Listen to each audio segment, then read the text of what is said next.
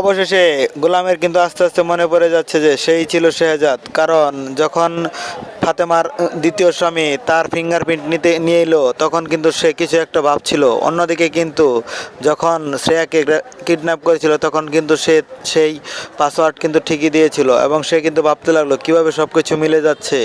অন্যদিকে কিন্তু ফাতেমা এবার গোলামকে নিয়ে ঘুরতে বের হলো। তো কি গোলামের সব কিছু মনে পড়ে যাবে? হ্যালো সুপ্রিয় ভিউয়ার্স, আসসালামু আলাইকুম। কেমন আছেন সবাই? আশা করি সবাই ভালো আছেন। তো সুপ্রিয় ভিউয়ার্স, ইতিমধ্যে আপনারা দুনিয়া টাকার গোলাম নাটকের 12তম পর্ব দেখে ফেলেছেন এবং অধীর আগ্রহ অপেক্ষায় আছেন পরবর্তী 13তম পর্বটি কবে আসবে। সব কিছু আজকের এই ভিডিওটিতে জানিয়ে দেব। আপনি যদি আমাদের এই ছোট্ট চ্যানেলটিতে নতুন হয়ে থাকেন, তাহলে অবশ্যই চ্যানেলটি সাবস্ক্রাইব করে পাশে থাকা বেল আইকনটি বাজিয়ে রাখবেন। আর কে কোথাও হতে ভিডিওটি দেখছেন সেটি কমেন্ট করে জানাতে ভুলবেন না। আমাদের আগামী ভিডিওতে আপনাদের নামগুলো কমেন্ট সহ পড়ে শোনানো হবে। তো আমাদের গত ভিডিওতে কিন্তু কমেন্ট করেছিলেন সৌদি আরব থেকে আনোয়ার, মালয়েশিয়া থেকে আজমল, ঝিনাইদহ থেকে সোহাগ, রাজশাহী থেকে রাশেদুল। আপনাদের সকলকে অসংখ্য ধন্যবাদ কমেন্ট করে আমাদের পাশে থাকার জন্য। তো সুপ্রিয় ভিউয়ার্স, এছাড়া অনেকে রয়েছেন যারা এলাকার নাম বলেন নাই কিন্তু কমেন্ট করেছেন। আপনাদেরকেও জানাই অসংখ্য ধন্যবাদ কমেন্ট করার জন্য।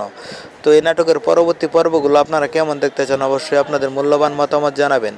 আপনাদের মতামতের ভিত্তিতে কিন্তু এই নাটকের পরবর্তী পর্বগুলো তৈরি করা হবে।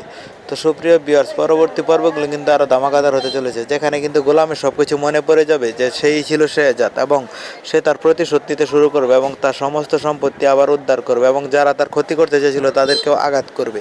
তো সুপ্রিয় ভিউয়ার্স, এই নাটকের পরবর্তী 13তম পর্বটি আসতে চলেছে আগামী মঙ্গলবার দুপুর 12টার সময় প্রাঙ্ক কিং এন্টারটেনমেন্ট ইউটিউব চ্যানেলে। তো সবার আগে নাটকটি দেখতে ওই চ্যানেলটি সাবস্ক্রাইব করে পাশে থাকা বেল আইকনটি বাজিয়ে রাখবেন। তো ধন্যবাদ সবাইকে, ভালো থাকবেন, সুস্থ থাকবেন। আবারও দেখা হবে নতুন কোনো নাটকের নতুন কোনো আপডেট নিয়ে। আল্লাহ হাফেজ।